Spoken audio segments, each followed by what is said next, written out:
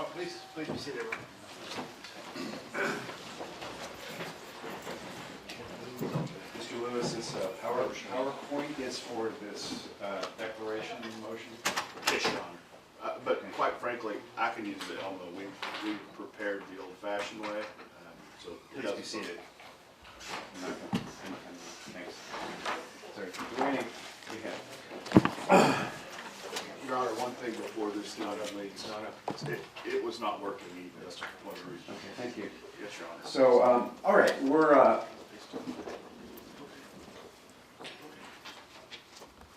I wanted to defer to counsel for the third party that hit the ground running, counsel, in that I would hear this motion to declare agency, I'll call it that. But as a preliminary matter, so this is not a cognizable motion, right? So I want to talk with you, Mr. Lewis, about why I shouldn't summarily deny it. So the court is not in the business of declaring anything. You know, we don't make declarations about the nature of evidence. It doesn't affect anyone's substantial rights to make a declaration. If I were wrong, by what standard would you review it? It's not, there's no case law I know of, I'll hear from you. There is passing reference to the court considering a journalist in some instances to be an agent of the prosecution under different circumstances. But even so, this is within the context of a motion to exclude evidence or to compel discovery, or it could be in the context of a motion to quash, which is what I expected to see. So, and then in reading the moving papers from the third party, I saw that there was an agreement as to a briefing schedule that contemplated a motion to quash, which is what I expected to see. And this seems to be separating this point from its context. And the authority that you cite is always within the context of a constitutional right. And outside of that context, I can't say that your authority would support what you're requesting. A motion is an application for an order under the Code of Civil Procedure, which is the only way we define motions in California. So please tell me why I shouldn't summarily deny this. Thank you, Your Honor.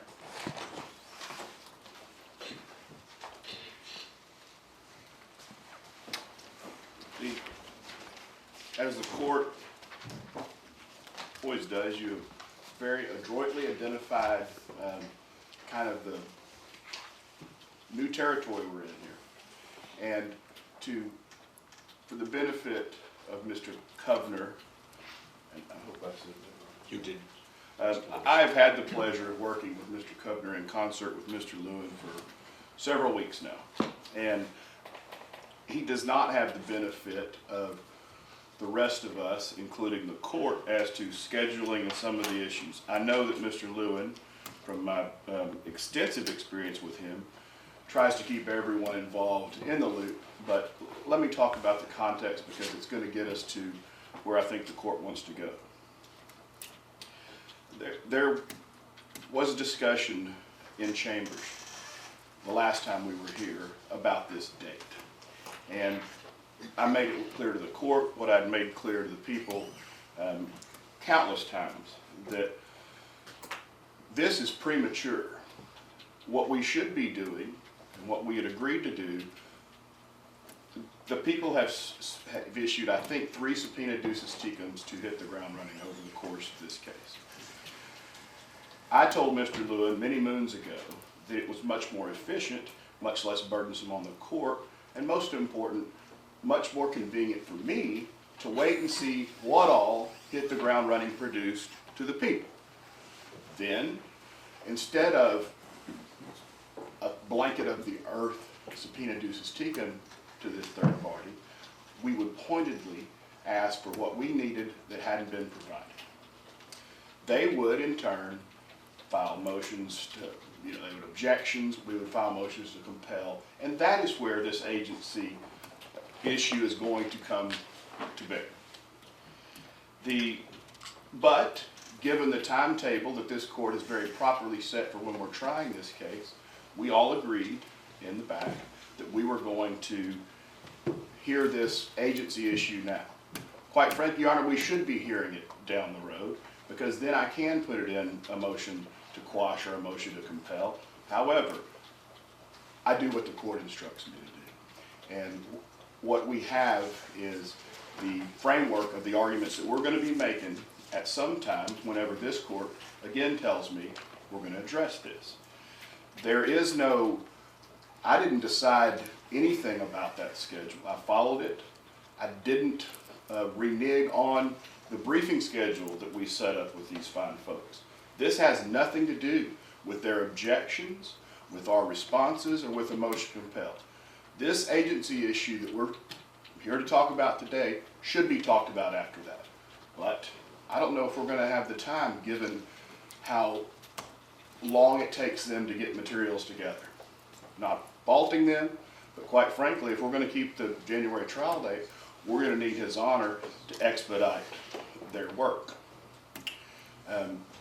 Therefore, we briefed this, as I've laid out, according to what we had discussions about. It is a creature of all its own, as the court, as I say in the papers. All of the agency law out there has to do with a constitutional violation. A motion to exclude, a motion to suppress, a motion to quash, etc. I borrowed from all of those cases to get to where I think this court will get eventually, is that for the purposes of what's coming, this fight about the production from Hit the Ground Running, they're not going to be able to avail themselves of the journalist shield law / privilege, because they lost that privilege when they became agents of the people. That's the thrust of it. I have argument prepared, illustrations for the court to show the two factors that if you pull out all of those constitutional cases and you start talking about what makes someone an agent of the people, they're two. Their intent of the third party and the government's knowledge or acquiescence of that third party's actions, their investigation in this case. So that is my answer to the court's very proper question of, why are we here? What can I do? I am happy to do this another day. I'll be just as prepared then as I am now. Mr. Kovner is here. He came all the way from New York. I assured Mr. Lewin, I assured Mr. Kovner that I wouldn't be filing a reply so that we mess up anybody's timing or this, etc. However, I do agree with the court, and while I don't control Mr. Kovner coming out here or not, I think we should be doing this at another time. All right, thank you. So I think the work, the people briefed it. I received a briefing from Mr. Kovner, but it's premature. So I see where there would be the request may be vulnerable to an attack, that it ought to be quashed. So in part or in full, I don't know. I need briefing. I can't rule on it without such briefing. As far as an invocation of privilege, I will take your arguments into account at that time. But I don't think we should be. I can't rule on this, so I'll deny it. I would say without prejudice, but there is prejudice to it. I'm not making any declarations. However, in the context of a ruling on a motion to compel or a motion to quash, of course I would entertain those arguments. So I don't need, Mr. Lewin, I saw your brief, but I don't need to hear from you. I'm going to deny it. Your Honor, but Your Honor, I'd like to be heard. I understand that the court's heard from counsel. I'd like to be heard on this. Thank you, Your Honor. All right. You're again addressing the court on an issue that you've won. No, Your Honor. So I'll give you ample opportunity to reverse my opinion. Your Honor, I haven't won because you haven't decided anything. The problem that we have here, two different issues. Now again, we have to go back and we have to look at why we're here and what Wait, why am I hearing from you now?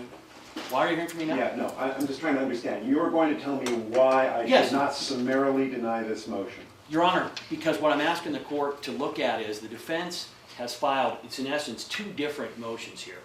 One is a motion to declare Jarecki and Smerling as agents of law enforcement. Not gonna do it. But let me, again, if I can, Your Honor, the court, if I could present my position, the court did let Mr. Lewis discuss his position. I'm just asking the court, it'll go quicker if you let me just present what I need to present, because Perhaps. I need to do it. Go ahead. I mean, it'll take a long time. Now I present my position. Succinctly. Okay, we'll do. So, Your Honor, very simply, what has put us in this position is that in essence, the defense did not get their SDTs out for years, despite the fact that both on the record, off the record, in chambers, as the court's aware, I've been telling them for years, you need to get your SDTs out. They didn't do it. So the problem is they also, the court's briefing schedule, which the court originally, if the court remembers, all motions were due by April 23rd. The court then extended that, over the people's objection, the court extended it until the end of July. So what happened is that, and again, Mr. Lewis, not only do I respect him, he's a friend of mine, a good friend. But in the end, I still have to make the argument which needs to be made, and that is as follows.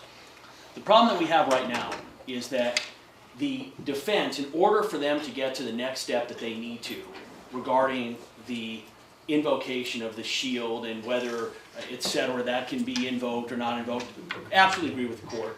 It's not timely at this time. However, the court is in the opportunity, has the opportunity right now to say, listen, Mr. Lewis, forgetting about an invocation of the shield, you would concede, Mr. Lewis, that your argument regarding any invocation, whether I can deal with that issue or not, a prerequisite to that would be that I would have to find that Jarecki and Smerling were acting as agents of the government. Your Honor, they filed a motion. Their motion doesn't have it. It's not even close. It doesn't make it factually. It doesn't make it legally. It doesn't make it logically. So what I'm asking the court right now, Your Honor, is to say, listen, both sides have briefed this. I am finding at this time, counsel, you had a motion to have them declared as agents of law enforcement.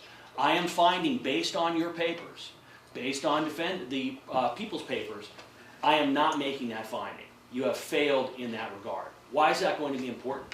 Because we have a January trial date. And your ruling today on this, Your Honor, Mr. Kovner, Jarecki and Smerling's attorney in New York, will be able to then go back, and whether he is dealing with the issue in New York or whether he's dealing with the issue with you first here in California, he's going to be able to say on the papers, listen, Your Honor, and I know we're into expeditious rulings. I tried to get Judge Colra to give opinions regarding whether 1390 was proper, whether the conditional clips were proper, and he said, listen, I don't have to do that to make that ruling.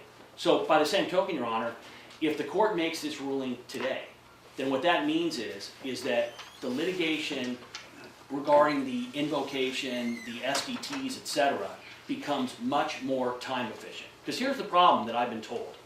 Right now, Your Honor, if the court doesn't make this ruling today, then what's going to happen is that they're going to go back to New York and they're going to end up dealing with the schedule that they have regarding the SDTs.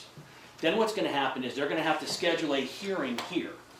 That hearing is not going to be able to happen, Your Honor, judging by the scheduling, until it sounds like sometime in early December.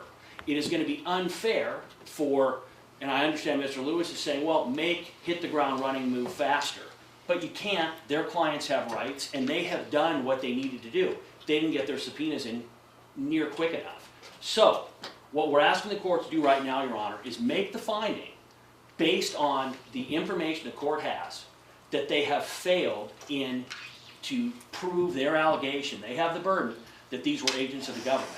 Now, obviously, Your Honor, were they to come up with facts later, new law, new facts, which caused the court to change that, they can certainly, at that point in time, renew their motion. But if the court does that, Your Honor, then what that's going to mean is it's going to quicken, and it's going to, is expedite a word?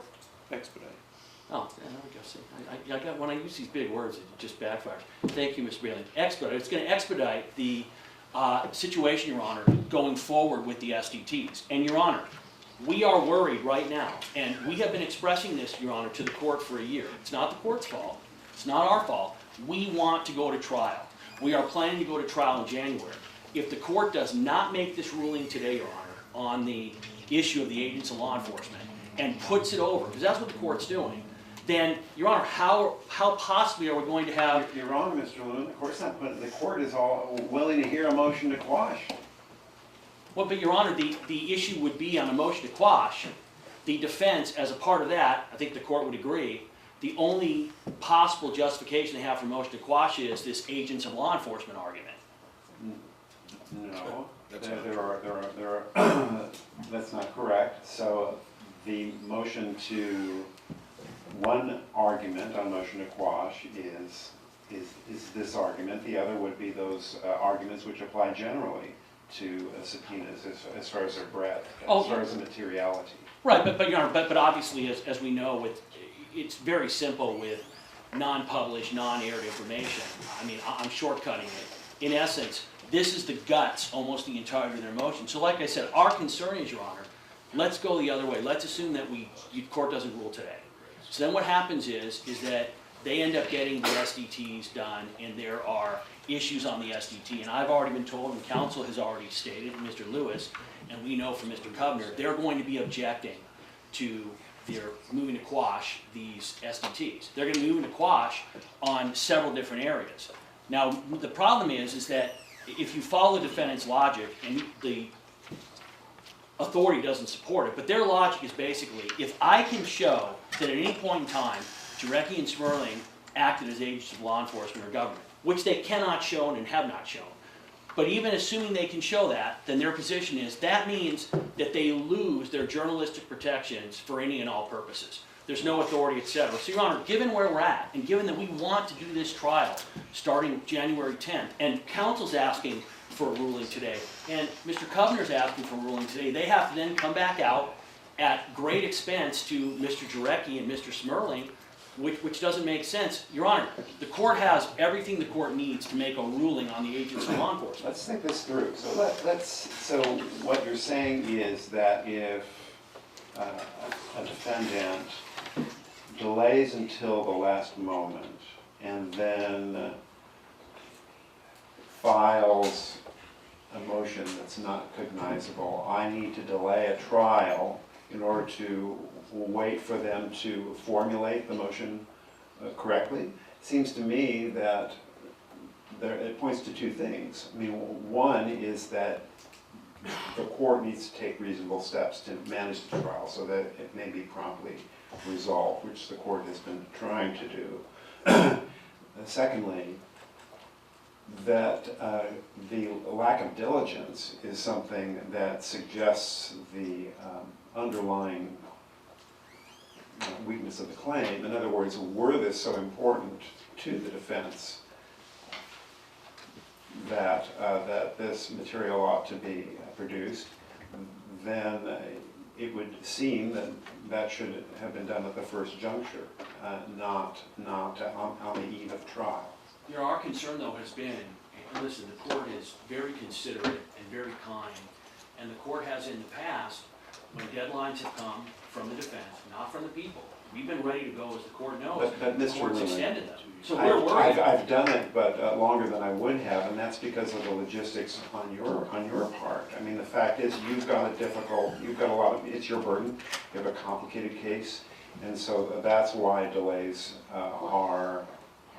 For instance, that's why we must delay until January. It makes sense, but I think that we should go forward. Wait, Your Honor, wait a minute. We did not delay this case, Your Honor, because we weren't ready. No, I didn't say that. Please don't misunderstand me. Okay, that's how I took it. No, I don't mean it that way. I'm just saying that when if there is any delay, it tends to be amplified. And so, in any event here, you seem to be suggesting that I ought to wait. You're telling me that I ought to rule on a motion for a declaration, even though there's no basis for me to rule on a motion for a declaration. There's no basis for me to make a declaration, yet you're asking me to do that, and if I do not, you are telling me that the trial must be delayed after January. I don't agree with that. Well, Your Honor, I'm not, in no way am I telling the court that the trial must be delayed. I'm looking at historically what's happened, and I'm concerned. If the court says, you know what, regardless of how this issue gets litigated, we're doing this trial starting January 13th, then the people are fine. The only other Then you're issue... fine, because that's what's happening. Perfect, Your Honor. So, Mr. Cobner, I'll hear you out. I thought this was simpler. Mr. Cobner, you've described, I'm not treating this as an intervention. I think that's a misnomer. It's not an intervention in a criminal matter. And the cases you cite aren't intervention per se, except in the civil matter, the Fagan case that you cited. But in any event, certainly you may defend the substantial rights of your client, and that's what I'll hear from you. And your colleague is Mr. Layton, I think he was. Layton, yes. A short motion so that I can be admitted pro hac vice. Yes, and I have already granted that pro hac vice motion, yes. In the club, right? They're happy. Yeah, okay. Please, the court, I will only speak briefly given your remarks. I do want to just add a little context to some of the remarks. I'm not sure it's in the papers. We don't have the full benefit of all the colloquies and understandings of this very elaborate contested proceeding, but we did, in fact, reach agreement with defense on the schedule for the STD motions, and unfortunately, for whatever reasons, they didn't serve them until later, which had forced us to do a later schedule, and we are trust that will not, and I think the court has already just addressed that by saying that it will not affect the trial date. That's fine. We believe, I certainly am not going to ask the court to vary its very clear conclusion that has just been expressed. We do believe we have a clear record on the more narrow issue of government agent, which would enable the court to rule. They've submitted papers, we've submitted papers, the prosecution has submitted papers. That's, of course, for the court in its wisdom to make a judgment as to when you wish to resolve that, and when you wish to hear from us will be available as the court may need. Yes, it is a little bit difficult, but we understand that comes with the territory, and we will be available whenever the court wishes to address any open issues on this matter. Thank you, Mr. Cobner. I have one other request. Yes, Mr. Cobner. We did make a motion that I think you can rule on, and that is for a protective order so that in the event the defense in the future wishes to make a motion or seek relief that affect our clients, that hit the ground running, journalist clients, that we receive notice of it. All right, denied. But you must, you always have an opportunity to be present, and I will not rule contrary to your client's substantial rights unless you have notice and unless you are available to advocate for your, or given the opportunity to advocate for your client. A protective order is not, again, not against a motion or conduct by another party is not something I recognize in criminal law. So I appreciate that. yes. So with that,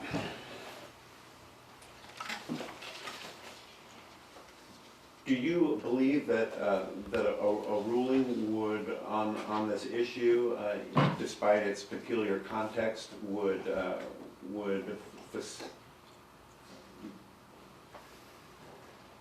expedite the trial proceedings? No, Your Honor, I think, and I very much appreciate the court has identified this correctly. I would much rather have been doing this after I got everything I can get, because as the court now knows, this is a very fact-intensive analysis that we're asking you to do. The more facts I have, the more sound my request or response to an objection in a form of a motion to compel will be. I see no hiccups, no hang-ups. They happen. They seem to happen in this case a whole lot. But the schedule that we have will allow for this court to hear this, to make a decision, as the court has again very aptly identified. There are other reasons that we will articulate, anticipating what the objections are going to be to our subpoena, that could also urge this court to compel disclosure. It's not just agency, as the court said. There's a gamut of other legal considerations this court's going to be called upon to make. So I think we'll be here whenever the court asks us to be, as always. We are all anticipating that Hit the Ground Running is going to object to the subpoena, as they have the people's. And when the court dockets us to be here, we'll make this and all of our arguments at one time. Am I mistaken, or didn't I read that you had agreed upon a date in October for a motion to quash or motion to compel? Correct. And what is that date in October that you agreed upon? I'll have to look, Your Honor. I don't remember.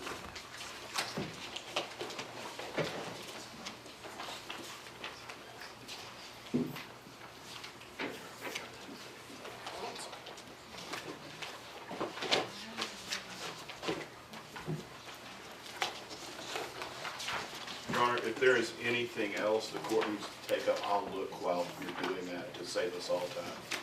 I would like to get these gentlemen back on their way, so. Your Honor, actually, I do have that in front of me. Their motion to compel is due by September 13, our answering papers by October 4, their reply papers, and I say they, both the defendant and the people's papers, by October 18, our reply papers by November 4. And the hearing date you had in mind? We did presume to propose a hearing date. November 4? November 4 is the final papers. October 4, October 18, and then November 4? Isn't that, that's quite a long time for a reply from, isn't it? And wouldn't that be ordinarily a shorter period of time than the response time? It would, Your Honor. I didn't participate in that particular discussion. My partner, Ms. Linda Steinman, did with Mr. Lewis. Did that issue come up? No, I voiced to Ms. Steinman that the whole schedule here is a little more lengthy than I think necessary. However, they've been wonderful people to work with. I think, as Mr. Lewin will attest, I have been able to, even with Mr. Lewin over very tumultuous times, see eye to eye. And so that's what they suggested. I said, if that's really how long you think it's going to take, okay. But to borrow from Mr. Lewin's rhetoric, they've known this is coming for a long, long time. They are very good lawyers, and I'm not going to feel too sorry for Mr. Jarecki because I know how much money he does have. And lest we forget, Mr. Jarecki interjected himself in this matter. So let's talk about that.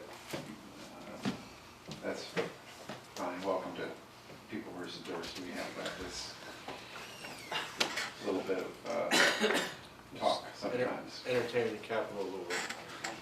I didn't even say anything. Yeah. So let me understand this. So should I compel any part of this material, and that you disagree with that order, you then have some sort of remedy in New York? Is that right? That is correct. I think that's quite unlikely, Your Honor, but the answer is it is a right our clients do have, and we preserved it in our discussions with the people and the defendant. And it's unlikely because you assume that you will prevail here, or we do, unlikely? and because it's, among other things, California law is very strong, and of course key provisions are part of the state constitution adopted by the voters of California. So, Mr. Lewis, what if you found yourself litigating in two fora simultaneously? Your trial here at the same time you're trying to obtain discovery in New York. I'm good, Your Honor, but I can't be in two places at once. I see. That is why it is this court and the compulsory process of the man who's on trial for his life that will dictate how compulsory process works. I'm happy to shorten this schedule to ensure we stay on track. We all want to stay on track. We're now all planning around a very hard date that we committed to His Honor, that His Honor committed to us. This is when it's going to happen. So I'm happy for the court to intervene and set a tighter schedule to ensure we don't have that scenario that His Honor has laid out. And ordinarily, I do let counsel handle discovery. It isn't something the court ought to do. The court should not be spending its time on discovery unless necessary, but here, I think it may be. Let me make a proposal, Your Honor. Yeah. Given your concerns, and I want to address it, we're prepared to waive our right to go to New York after this court's decision.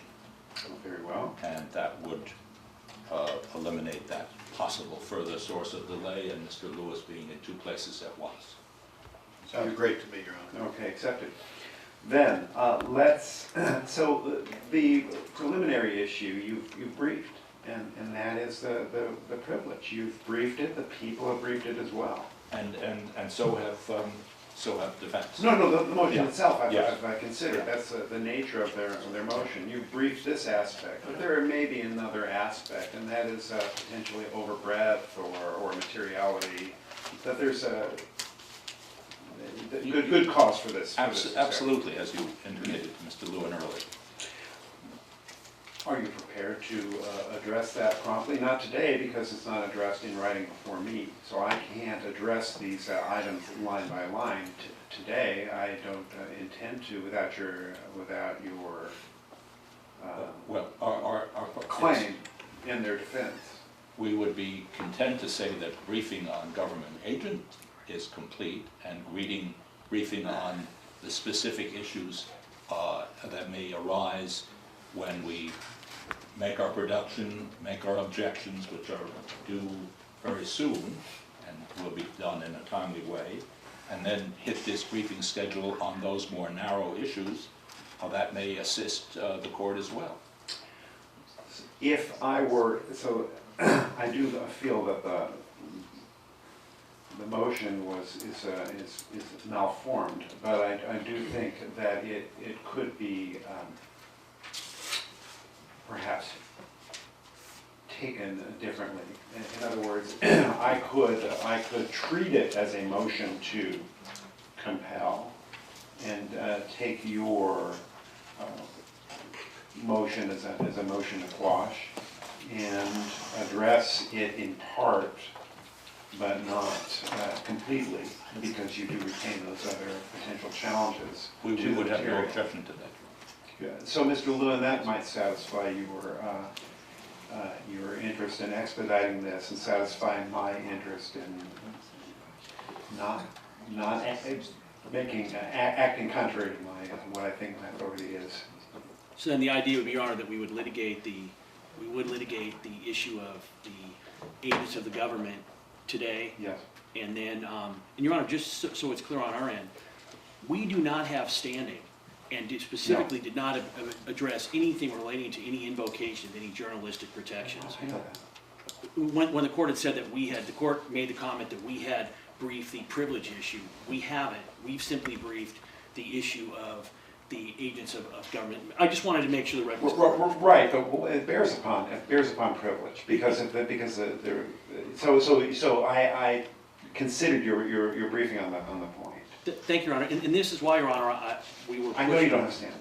Yeah, but Your Honor, but we do obviously. If the court ends up, and I think we're all in agreement, even Chip as well. If the court makes a ruling either way today, whatever the court rules on the agents of government motion, that part of it, it's going to expedite these proceedings either way.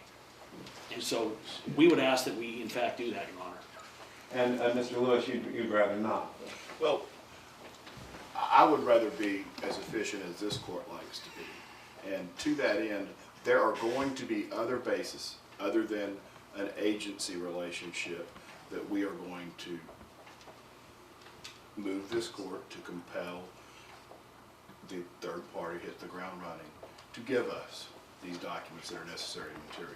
So we don't have to rebrief this, but we do need to have other things in front of the court so the court can make a decisive one-time decision. Here's what I'm compelling, here's what I'm not compelling, and we move on. I was prepared to say some things today about our papers to expound upon them, but I think it's just not an efficient use of our time given what we know has happened. The Hit the Ground Running knows what our subpoena is. In this process that we work together to set out schedules and to ensure we avoid the interstate compact and all of that stuff. A lot of work has been done by especially the third party, the people, and now us. I just, in trying to work with them, because the alternative is very, a lot of hoops to jump through. We have tried to create a situation. In the situation, we told them what we're subpoenaing. They know it. They know what's coming. So it's not as if the formal work that we're finishing, going to the New York Superior Court, filing the subpoena, having that judge ratify our stipulation, they know what's coming. So I think we brief it all. We brief it all one time. We come here when the court says, and we're done with the matter.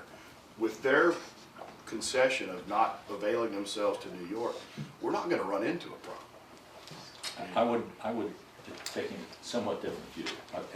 This wasn't the only schedule we'd agreed on. We also agreed on a schedule for this motion, and that our reply paper answering papers would be served by the 21st of August. We'd serve them on the 20th. Their reply papers would be due on August 28th. They chose not to file reply papers. I think the notion of treating the government agent issue as briefed, subject to, and you may wish to hear substantively, briefly, I underscore that from Mr. Lewis and myself on that today, and we will then limit the further briefing on materiality, as you point out, overbreadth, other issues that may arise in the course of our objections to portions of their STDs, and that would simplify and expedite a resolution. The one inexorable rule is lunch. So we will resume at 1:30.